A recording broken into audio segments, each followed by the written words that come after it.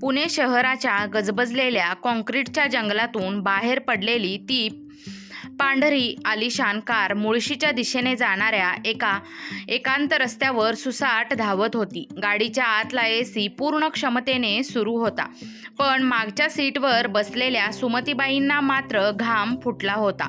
त्यांच्या थरथरणाऱ्या हातांनी आपल्या जुन्या कापडी पिशवीला घट्ट पोटाशी धरले होते.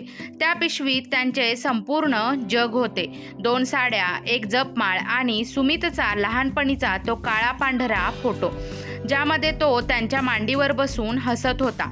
सुमित बाळा, अरे किती लांब आलो आपण, हे रस्ते तर ओळखीचे वाटत नाहीत. गाडी घराकडे वळवणारे, सुमतीबाईंनी अत्यंत कातर स्वरात विचारले. ड्रायव्हिंग सीटवर बसलेल्या सुमितने आरशातून आईकडे पाहिले. त्याच्या नजरेत ना प्रेम होते ना दया. आई, थोडा वेळ गप्प बसतेस का? डोक्याची नस कळकळते तुझ्या त्या प्रश्नांनी, तो फणकाऱ्याने म्हणाला. बाजूला बसलेली त्याची पत्नी रीना मोबाईलवर कोणाशी तरी चॅटिंग करत फिदी हसत होती.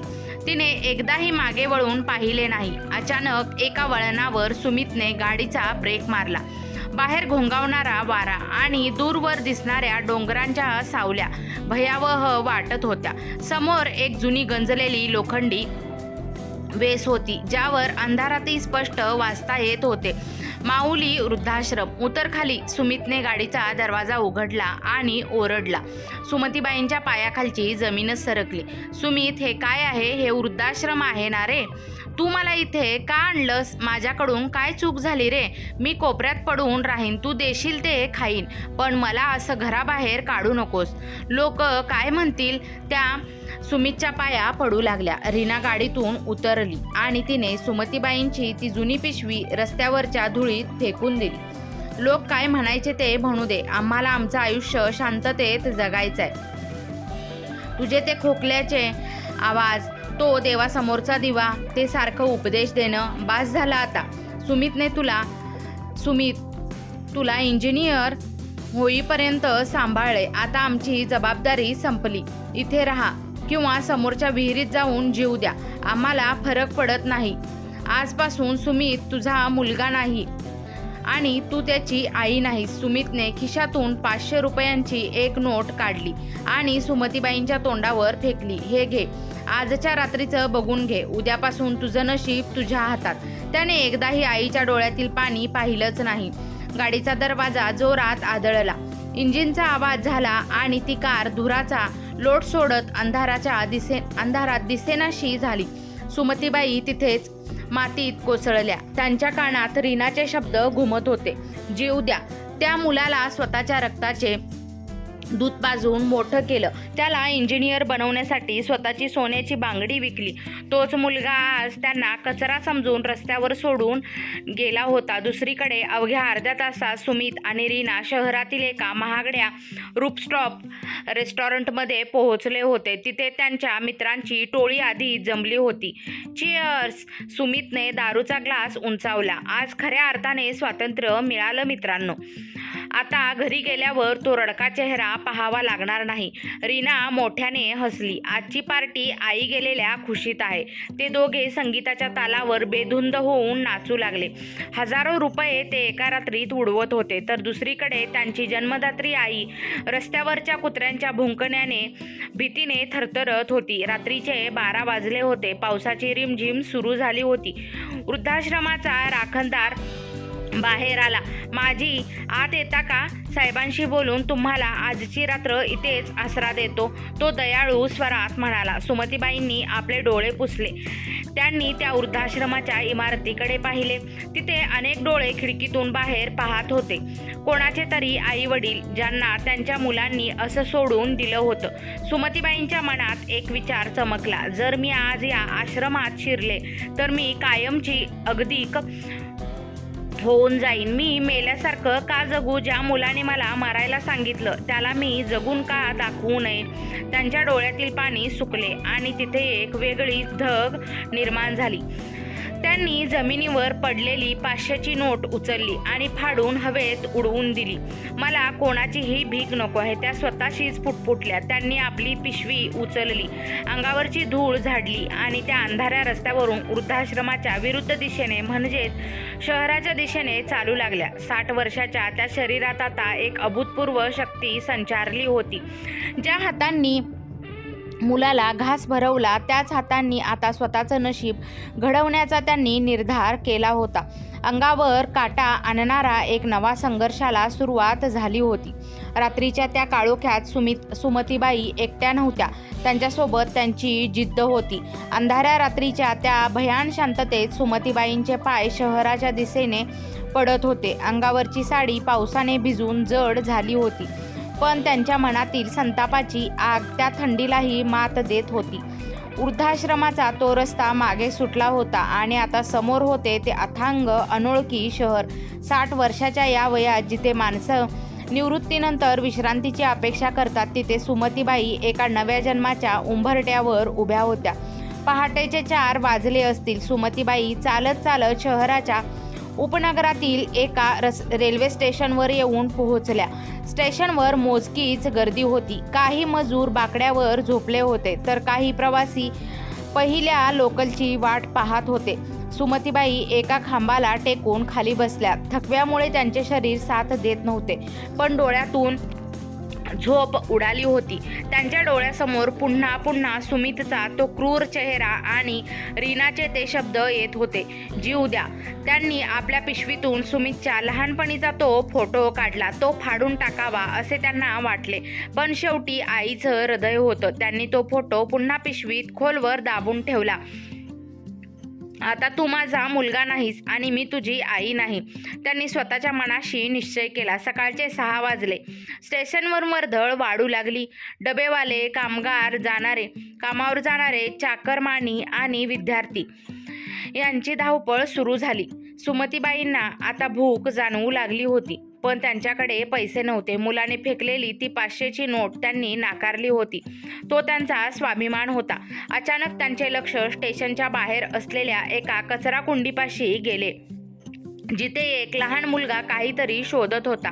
त्या मुलाचे फाटके कपडे आणि त्याचे भुकेलेले डोळे पाहून सुमतीबाईंना आपली परिस्थिती आठवली.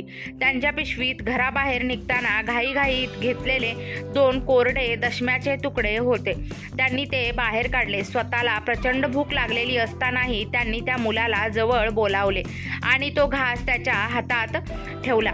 त्या मुलाच्या चेहऱ्यावरचे समाधान पाहून सुमतीबाईंना जाणवले की देण्यामध्ये किती मोठे सुख आहे. माझी, तुम्ही इथे काय करताय? एका चहावाल्याने त्याला विचारले. सुमतीबाईंनी त्याला आपली खरी परिस्थिती सांगितली नाही. त्यांनी फक्त एवढेच म्हटले, बाबा कामाच्या शोधात आले आहे, काही काम मिळेल काय? तो चहावाला हसला. या वयात काय काम करणार तुम्ही आणि कोण देणार काम? त्याचे ते शब्द सुमतीबाईंच्या जिव्हारी लागले, पण त्यांनी हार मानली नाही. त्यांनी पाहिले की चहाच्या टपरीवर खूप गर्दी होती, पण तिथे खाण्यासारखे काहीच नव्हते. लोक चहा पिऊन तसेच पुढे जात होते. सुमतीबाईंच्या मनात एक कल्पना चमकली. त्यांच्याकडे एक कला होती जी त्यांनी आयुष्यभर जोपासली होती, उत्कृष्ट स्वयंपाक करण्याची कला. त्यांनी चहावाल्याला विचारले, भाऊ, जर मी तुला गरम पोहे किंवा उपमा बनवून दिला आणि तो तू विकला तर चालेल का? चहावाला आधी कचरला, पण सुमतीबाईंच्या डोळ्यातील प्रामाणिकपणा पाहून तो तयार झाला. त्याने त्यांना आपल्या टपरीच्या मागे असलेली एक छोटी शेगडी आणि थोडे सामान दिले.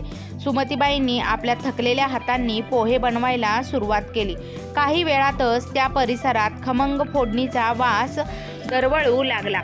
स्टेशनवर येणाऱ्या जाणाऱ्या लोकांनी तो वास घेतला आणि पावले आपोआप टपरीकडे वळू लागली. अरे वा, घरच्यासारखे पोहे, एक प्रवासी म्हणाला. अवघ्या 1 तासात सुमतीबाईंनी बनवलेले सर्व पोहे संपले. चहावाल्याने आनंदाने त्यांना 100 रुपयाचे नोट हातावर ठेवली. तो त्यांच्या आयुष्यातला स्वाभिमानाचा पहिला 100 रुपये होते. सुमतीबाईंच्या डोळ्यात पाणी आले. त्यांना समजले की जर त्यांच्याकडे जिद्द असेल तर हे जग त्यांना मारू शकत नाही. पण सुमतीबाईंना माहीत नव्हते की तिकडे शहराच्या दुसऱ्या कोपऱ्यात सुमित आणि रीना त्यांच्या घराची विक्री करण्याची तयारी करत होते. आता म्हातारी परत येण्याचा प्रश्नच उरत नाही. हे घर विकून आपण परदेशात फिरायला जाऊ, सुमित रीनाला सांगत होता. सुमतीबाईंना आता फक्त जगायचं नव्हतं, तर सुमितला हे दाखवून द्यायचं होतं की ज्या कचऱ्याला त्याने बाहेर फेकलं तोच कचरा आता सोनं होऊन चमकणार होता. स्टेशनच्या त्या बाकड्यावर बसून सुमतीबाईंनी आता मोठ्या स्वप्नांची पायाभरणी करायला सुरुवात केली होती. रेल्वे स्टेशनच्या त्या छोट्याशा चहाच्या टपरीवर मिळालेले पहिले 100 रुपये सुमतीबाईंसाठी केवळ कागदाचा तुकडा नव्हता, तर ते त्यांच्या पुनर्जन्माचे प्रमाणपत्र होते. त्या रात्री त्या स्टेशनच्या एका कोपऱ्यात झोपल्या खरं, पण त्यांच्या डोळ्यात स्वप्नांची गर्दी होती. 60 वर्षाच्या थकलेल्या शरीराला आता जणू नवीन तारुण्य प्राप्त झाले होते. त्यांच्या मनात एकच विचार चक्रावत होता, माझ्या मुलाने मला अगतिक समजलं, पण मला अतुल्य बनायचं आहे. दुसऱ्या दिवशी पहाटे 4 वाजता सुमतीबाई उठल्या. त्यांनी स्टेशनच्या नळावर तोंड धुवून आपली पिशवी नीट सावरली. चहावाला विनायक अजून आला नव्हता. तो येता सुमतीबाईंनी त्याला विचारले, विनायक बाबा, जर मी रोज इथे नाश्ता बनवला तर तू मला जागा देशील का? मिळणाऱ्या पैशातले अर्धे पैसे तुझे आणि अर्धे माझे. विनायकलाही ही कल्पना पटली. त्याने पाहिले होते की काल सुमतीबाईंच्या पोह्यांची चव लोकांना इतकी आवडली होती. त्याने जवळच असलेल्या एका जुन्या लाकडी बाकड्याची व्यवस्था केली आणि सुमतीबाईंचा घरगुती नाश्ता सुरू झाला. सुरुवातीला फक्त पोहे आणि उपमा होते, पण सुमतीबाईंच्या हाताला अशी काही चव होती की लोक लांबून लांबून तिथे नाश्ता करायला येऊ लागले. सुमतीबाई पहाटे उठून स्वतः मार्केटला जात, ताजी भाजी निवडून आणत आणि अगदी मायेने पदार्थ बनवत त्या प्रत्येक ग्राहकाला बाळा किंवा बेटा म्हणून हाक मारत. त्या लोकांना फक्त नाश्ता मिळत नव्हता, तर त्या अन्नात आईची माया जाणवत होती. एके दिवशी दुपारी एक मोठा साहेब दिसणारा माणूस आपल्या कारमधून उतरला आणि त्याने सुमतीबाईंच्या टपरीवर नाश्ता मागितला. त्याने एक घास घेतला आणि तो थबकला. त्याच्या डोळ्यात पाणी आले. काय झालं साहेब, काही चुकलंय का? सुमतीबाईंनी घाबरतच विचारले. नाही मावशी, 20 वर्ष झाली माझी आई वारून. आज तुमच्या हातच्या अन्नामुळे तिची आठवण आली. हे अन्न नाही, हे अमृत आहे, तो माणूस म्हणाला. त्याने खिशातून कार्ड काढले आणि सुमतीबाईंच्या हातात दिले. माझं नाव आनंद कुलकर्णी. जवळच माझी एक सॉफ्टवेअर कंपनी आहे. माझ्या कंपनीत 100 मुलं काम करतात. त्यांना रोज दुपारच्या जेवणाची गरज असते. तुम्ही आम्हाला डबे देऊ शकाल का? सुमतीबाईंच्या आयुष्यातील ही पहिली मोठी संधी होती. 100 डबे हे काम सोपं नव्हतं, पण त्यांनी मागे न हटण्याचा निर्णय घेतला. हो साहेब, नक्की देईन, त्यांनी विश्वासाने सांगितले. दुसरीकडे सुमित आणि रीनाच्या आयुष्यात काहीतरी वेगळंच घडत होतं. आईला सोडून आल्यानंतर त्यांना वाटलं होतं की आता सगळं काही ठीक होईल, पण सुमितच्या स्वभावामुळे आणि रीनाच्या उधळपट्टीमुळे घरात वाद सुरू झाले होते. सुमितने आईचं घर विकून आलेल्या पैशातून शेअर मार्केटमध्ये मोठी गुंतवणूक केली होती, पण अचानक मार्केट कोसळले आणि त्याला लाखोंचा फटका बसला. सुमित, काय केलं हे तू? आता आपण काय करणार? रीना ओरडली. गप्प बस, सगळं ठीक होईल. अजून आईचे ते सोन्याचे दागिने आहेत ना, ते विकू आपण, सुमितने चिडूनच उत्तर दिले. ज्या आईने हे दागिने त्याच्या लग्नासाठी साठवले होते, त्याच दागिन्यांवर आता हा नराधम डल्ला मारणार होता. त्यांना वाटत होतं की आई आता मेली असेल किंवा कुठेतरी भीक मागत असेल. सुमतीबाईंनी आनंद कुलकर्णीच्या कंपनीसाठी जेवण बनवायला सुरुवात केली.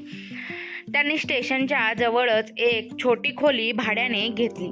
विनायक चहावाल्याने त्यांना मदत केली. सुमतीबाईंनी तिथल्याच काही गरजू आणि अनाथ स्त्रियांना आपल्यासोबत कामाला लावून घेतले.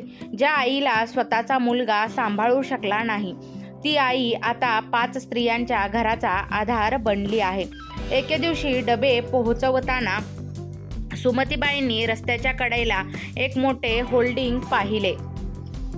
त्यावर सर्वोत्कृष्ट उद्योजक पुरस्काराची जाहिरात होती. सुमतीबाईंनी मनातल्या मनात एक शपथ घेतली, सुमित, एका दिवशी तू माझं नाव सन्मानाने वाचशील, पण तेव्हा मी तुझी आई नसेन, मी सुमतीबाई असेन. रात्रीच्या वेळी जेव्हा त्या आपल्या खोलीत परतल्या तेव्हा त्यांच्या हातावर कामामुळे पडलेले फोड बघून त्या हसल्या. हे फोड सुमितने दिलेल्या जखमांपेक्षा कितीतरी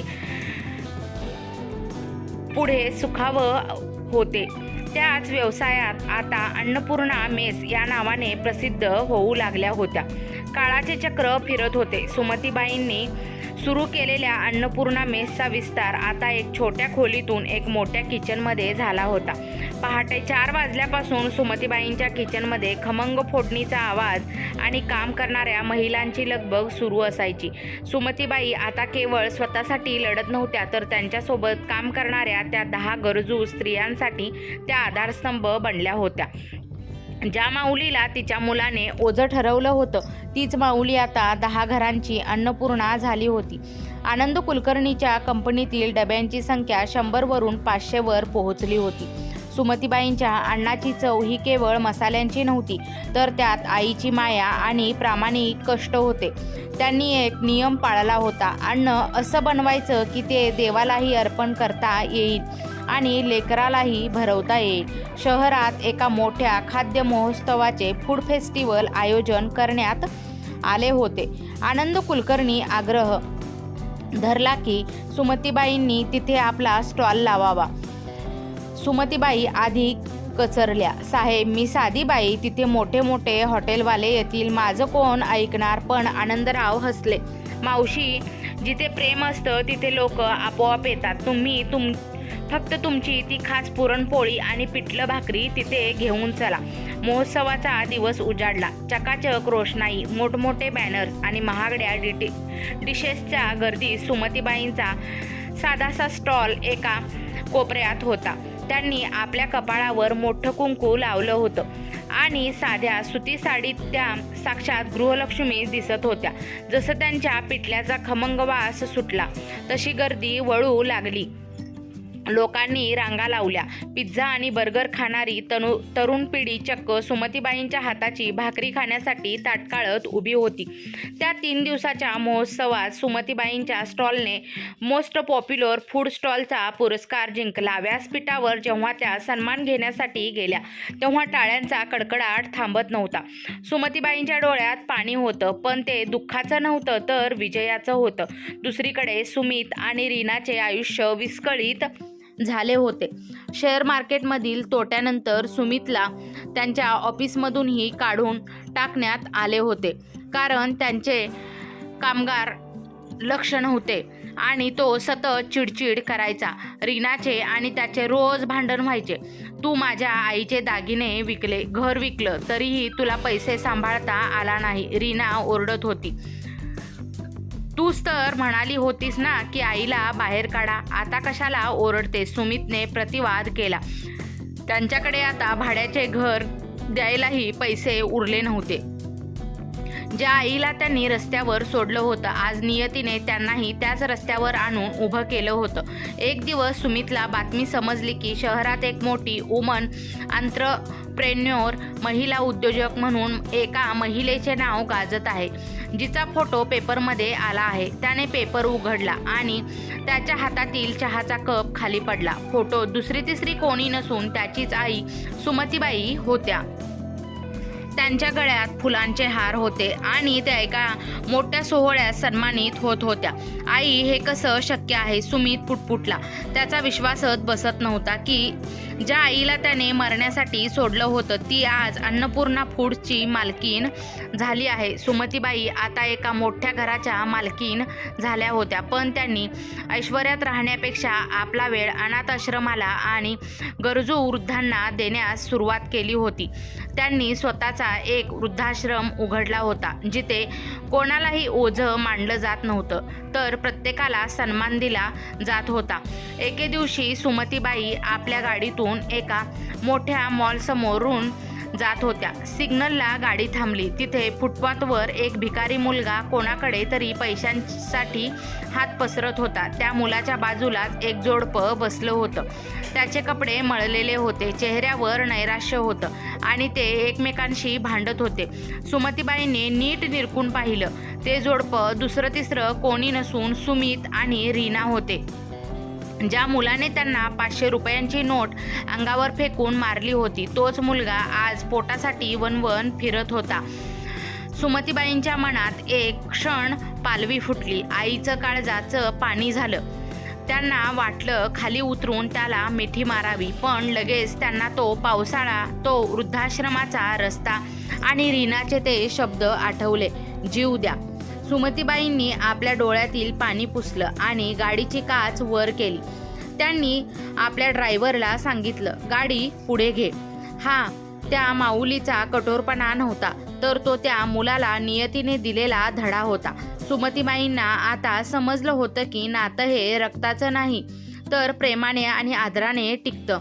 गाडीची काच वर करून सुमतीबाई पुढे निघून गेल्या. खरं पण त्यांचं मन मात्र त्या फुटपाथवरच रेंगाळत होतं. डोळ्यातून घळाघळा अश्रू वाहत होते.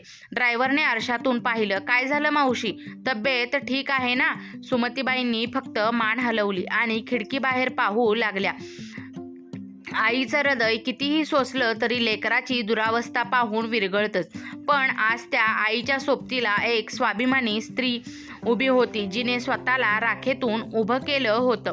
दुसरीकडे फुटपाथवर बसलेल्या सुमितला त्या आलिशान गाडीत कोणाची तरी सावली दिसली होती. त्याला वाटलं तो भास आहे. रीना, तुला वाटत नाही का ती गाडीत बसलेली महिला आईसारखी दिसत होती? त्याने विचारलं. रीना चिडूनच म्हणाली, वेडा झाला आहेस काय? तुझी आई आतापर्यंत कुठेतरी मेली असेल किंवा कोणाचे तरी उष्टे खरकटे काढत असेल. ती इतक्या मोठ्या गाडीत कुठून येणार? स्वतःच्या नशिबावर रडत आता त्या म्हातारीचा विचार सोडून दे. रीनाचे शब्द आजही तसेच विषारी होते, पण सुमितच्या मनात मात्र काहीतरी तुटत होतं. काही दिवसांनी सुमित एका हॉटेलमध्ये वेटरचे काम शोधायला गेला. तिथे त्याने भिंतीवर एक मोठा फोटो पाहिला. फोटोवर लिहिलं होतं, अन्नपूर्णा समूहाच्या संस्थापिका श्रीमती सुमतीबाई. सुमितच्या पायाखालची जमीनच हादरली. फोटोत त्याची आई अगदी दिमाखात उभी होती. तिच्या चेहऱ्यावर एक तेज होतं, जे त्याने कधीच पाहिलं नव्हतं. भाऊ, या कोण आहेत? सुमितने मॅनेजरला विचारलं. मॅनेजर आदराने म्हणाला, अरे, या तर लाखो लोकांसाठी प्रेरणा आहेत. त्यांच्या मुलाने त्यांना रस्त्यावर सोडलं होतं, पण त्यांनी हार मानली नाही. आज त्यांच्या 5 मोठ्या कंपन्या आहेत आणि त्या शेकडो अनाथांना सांभाळतात. देवमाणूस आहे ही ती बाई. हे ऐकून सुमितच्या काळजात जणू कोणी सुरा खुपसला. त्याला आपल्या कृत्याची प्रचंड लाज वाटू लागली. त्याने ठरवलं की तो आईला भेटायला जाणार. तो रीनाला न सांगता सुमतीबाईंच्या ऑफिसच्या पत्त्यावर पोहोचला. सुमतीबाईंच्या आलिशान ऑफिस बाहेर सुमित उभा होता. त्याचे कपडे फाटलेले, दाढी वाढलेली आणि डोळ्यात अपराधीपणा होता. सिक्युरिटीने त्याला अडवलं. मला साहेबींना भेटायचं आहे, मी त्यांचा मुलगा आहे, तो ओरडून सांगत होता. शेवटी सुमतीबाईंनी त्याला आत बोलावले. सुमित केबिनमध्ये शिरला. समोर सुमतीबाई एका मोठ्या खुर्चीवर बसल्या होत्या. त्यांच्या टेबलावर सुमितचा लहानपणीचा तोच फोटो होता, जो त्यांनी पिशवीतून जपून ठेवला होता. सुमितने धावत जाऊन आईचे पाय धरले. आई, मला माफ कर आई, माझ्याकडून खूप मोठी चूक झाली. रीनाच्या नादाला लागून मी तुला बाहेर काढलं. आज मी रस्त्यावर आलोय आई. मला तुझी आठवण आली. मला पुन्हा घरी घे. मी तुझी खूप सेवा करीन. तो लहान मुलासारखा रडू लागला. केबिनमध्ये शांतता पसरली होती. सुमतीबाईंच्या डोळ्यातही पाणी होतं, पण त्या शांत होत्या. त्यांनी हळूच सुमितचा हात आपल्या पायावरून बाजूला केला. सुमित, त्या शांत पण खंबीर आवाजात म्हणाल्या, तू माझा मुलगा आहेस, हे खरं आहे, पण ज्या दिवशी तू मला त्या वृद्धाश्रमाच्या बाहेर सोडून पार्टी करायला गेलास, त्याच दिवशी माझा तो मुलगा मेला. आज तुझ्यासमोर जी उभी आहे ती तुझी आई नाही, तर एक अशी स्त्री आहे जिला समाजाने आणि तिच्या स्वतःच्या रक्ताने नाकारलं होतं. आई, असं नको बोलू ग. मी तुझा सुमितच आहे, तो गयावया करू लागला. सुमतीबाई उभ्या राहिल्या आणि खिडकीपाशी गेल्या. सुमित, जर आज मी यशस्वी झाले नसते तर आज मी रस्त्यावर भीक मागत असते. तर तू मला शोधायला आला असतास का? आज तू माझ्या प्रेमापोटी नाही तर माझ्या पैशापोटी आणि तुझ्या अगतिकतेपोटी इथे आला आहेस. तुला तुझ्या चुकीचा प्रायश्चित्त झाला नाही. तुला तुझ्या गरिबीचा त्रास होतोय. सुमित निरुत्तर झाला. त्याचे ढोंगी अश्रू सुमतीबाईंनी ओळखले होते. माझ्याकडे तुला द्यायला प्रेम उरलंच नाही सुमित, पण एक माणुसकी म्हणून मी तुला मदत करू शकते. माझ्या एका अनाथाश्रमात साफसफाईचं काम रिकामं आहे. तिथे तुला 2 वेळचं जेवण आणि राहायला छप्पर मिळेल. तुला मान्य असेल तर सांग. सुमित थक्क होऊन पाहू लागला. ज्या मुलाला त्यांनी इंजिनियर बनवलं त्याला आज त्याची आई साफसफाईचं काम देत होती. हा सुमतीबाईंचा बदला नव्हता, तर ती सुमितला स्वतःची लायकी दाखवून देण्याची एक पद्धत होती. आई, तू इतकी कठोर कशी झाली? सुमितने विचारले. सुमतीबाई वळल्या आणि म्हणाल्या, ज्या दिवशी माझ्या मुलाने मला सांगितलं की जीव दे, त्या दिवशी माझ्यातली कोमल आई मेली आणि ही कणखर सुमती जन्माला आली. जा आता, तुला तुझा रस्ता निवडावा लागेल. सुमित केबिनच्या बाहेर पडला. बाहेर पाऊस पडत होता.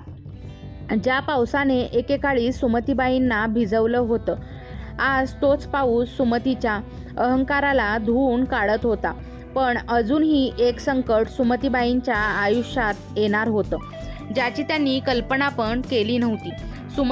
सुमित सुमतीबाईंच्या केबिनमधून बाहेर पडला तेव्हा त्याच्या मनात संताप आणि लाजेचे मिश्रण होते. त्याला वाटले होते की आई विरघळेल, त्याला मिठी मारेल आणि पुन्हा एकदा तो त्या आलिशान बंगल्याचा मालक होईल.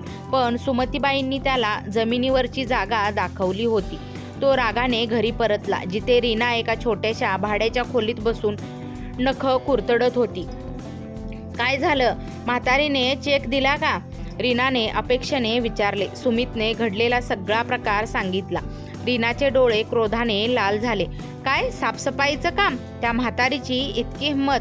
तिला वाटतंय ती खूप मोठी झाली आहे. विसरली वाटतं की ज्या घरातून आपण तिला काढलंय त्या घराच्या कागदपत्रावर अजूनही तिची सही लागते. सुमित, ती आपल्याला प्रेमाने पैसे देणार नाही, आपल्याला ते खेचून घ्यावे लागतील. रीनाने एक भयानक योजना आखली. तिने सुमितला पटवून दिले की जर सुमतीबाईंना मानसिकदृष्ट्या आजारी सिद्ध केले तर त्यांची सगळी संपत्ती आणि बिझनेस सुमितच्या ताब्यात येईल. त्यांनी एका भ्रष्ट डॉक्टरला हाताशी धरले आणि सुमतीबाईंच्या विरोधात पुरावे गोळा करायला सुरुवात केली. दुसरीकडे सुमतीबाई आपल्या कामात मग्न होत्या. त्यांनी आता एक संस्कार केंद्र सुरू केले होते, जिथे तरुणांना आईवडिलांच्या सन्मानांचे महत्त्व शिकवले जाई.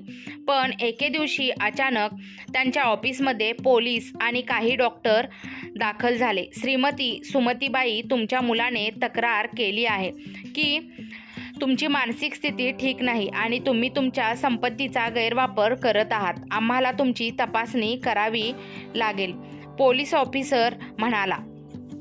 सुमतीबाईंच्या समोर सुमित आणि रीना उभे होते. रीना मुद्दाम रडण्याचं नाटक करत होती. बघा ना साहेब, सासूबाईंना रात्रीतून स्वप्न पडतात, त्या स्वतःशीच गप्पा मारतात. आम्हाला भीती वाटतेय त्यांची. सुमतीबाईंना धक्का बसला. ज्या मुलाला त्यांनी पुन्हा संधी दिली होती तोच मुलगा आता त्यांना वेडी ठरवायला निघाला होता. पोलिसांनी त्यांना जबरदस्तीने गाडीत बसवले आणि एका खाजगी मेंटल हॉस्पिटलमध्ये नेले. तिथे त्या भ्रष्ट डॉक्टराने आधी सुमितकडून पैसे घेतले होते. हॉस्पिटलच्या एका बंद खोलीत सुमतीबाईंना ठेवण्यात आले. त्यांच्यावर चुकीची औषधे टोचण्याचा प्रयत्न झाला. पण सुमतीबाई ही आता जुनी अबला स्त्री नव्हती. त्यांनी तिथल्या एका नर्सला, जिची परिस्थिती सुमतीबाईंनी ओळखली होती, आपल्या बाजूने वळवले. त्या नर्सला सुमतीबाईंनी आपल्या अन्नपूर्णा संस्थेतील कामाची ओळख पटवून दिली आणि तिला मदतीची विनंती केली. बाळा, मी वेडी नाहीये. माझा मुलगा माझ्या संपत्तीसाठी हे सगळं करतोय. तुला तुझ्या आईची शपथ. मला मदत कर. सुमतीबाईंच्या डोळ्यातील सत्य पाहून ती नर्स विरघळली. तिने गुपचूप सुमतीबाईंचा निरोप आनंद कुलकर्णीपर्यंत पोहोचवला. दुसरीकडे सुमित आणि रीना सुमतीबाईंच्या बंगल्यावर ताबा मिळवण्यासाठी वकिलाकडचे कागदपत्र तयार करत होते. ते सेलिब्रेशनच्या तयारीत होते. उद्या सही झाली की सगळं आपलं. रीना आनंदात ओरडली. पण दुसऱ्याच दिवशी सकाळी जेव्हा ते हॉस्पिटलमध्ये पोहोचले तेव्हा तिथे आधीच पोलीस कमिशनर आणि आनंद कुलकर्णी उपस्थित होते. त्या नर्सने हॉस्पिटलमधील CCTV फुटेज आणि डॉक्टरांचे रेकॉर्डिंग पोलिसांना दिले होते, ज्यामध्ये सुमित आणि रीना डॉक्टरला लाच देताना दिसत होते. काय वाटलं होतं सुमित? आईला वेडं ठरवून तू राजा बनशील? आनंद कुलकर्णी कडाडले. कमिशनरी सुमित आणि रीनाच्या हातात बेड्या ठोकल्या. सुमतीबाई खोलीतून बाहेर आल्या. त्यांचा चेहरा शांत होता, पण डोळ्यात एक अथांग दुःख होतं. आई वाचव मला. ही सगळी रीनाची कल्पना होती. सुमित पुन्हा एकदा पाया पडायला आला. सुमतीबाईंनी त्याला लांबूनच थांबवले. सुमित, तू म्हणत होतास ना मी वेडी आहे? हो, मी वेडीच आहे. मी वेडी होते म्हणून तुझ्यासारख्या कपटी मुलाला स्वतःचं रक्त पाजलं. मी वेडी होते म्हणून तुझ्या सुखासाठी स्वतःच्या इच्छा मारल्या. पण आज मी शुद्धीवर आले आहे.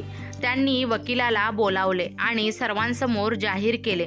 माझी संपूर्ण संपत्ती, माझे बिझनेस आणि माझी जमीन मी अन्नपूर्णा चॅरिटेबल ट्रस्टला दान करत आहे. या मालमत्तेवर सुमितचा किंवा त्याच्या कोणत्याही वारसाचा 1 रुपयाचाही हक्क नसेल. माझ्या मृत्यूनंतरही ही संपत्ती फक्त अनाथांच्या कामी येईल. सुमित आणि रीनाचे चेहरे पांढरे पडले. त्यांना पोलीस व्हॅनमध्ये बसवून नेण्यात आले.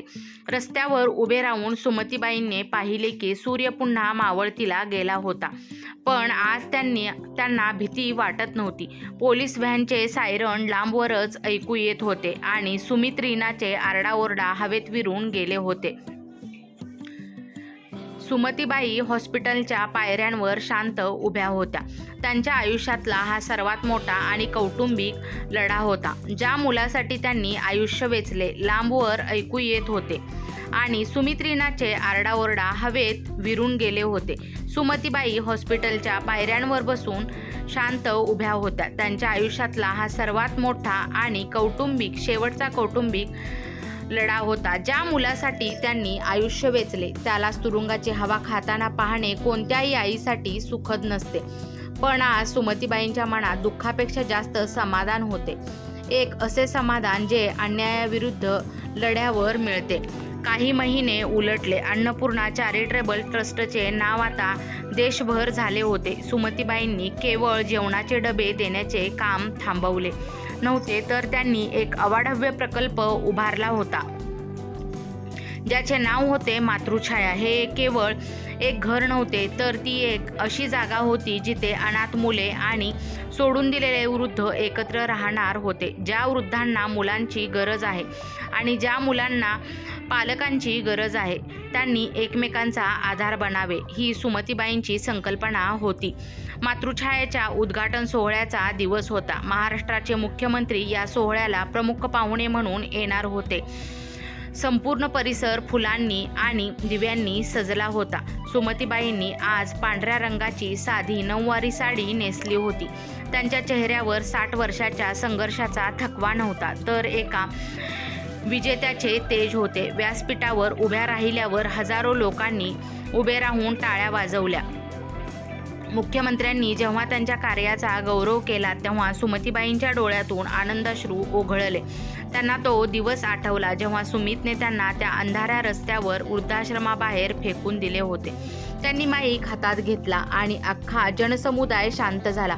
सुमतीबाई म्हणाल्या, आज लोक माझे कौतुक करतायत, पण मला हे यश मिळवून दिलं ते माझ्या मुलाने दिलेल्या त्या जखमेने. जर त्या रात्री त्याने मला घराबाहेर काढलं नसतं तर मी आजही एका कोपऱ्यात बसून त्याच्या उष्ट्या पत्रावळीची वाट पाहत राहिले असते. दुःख माणसाला तोडतं किंवा घडवतं. मी घडायचं ठरवलं.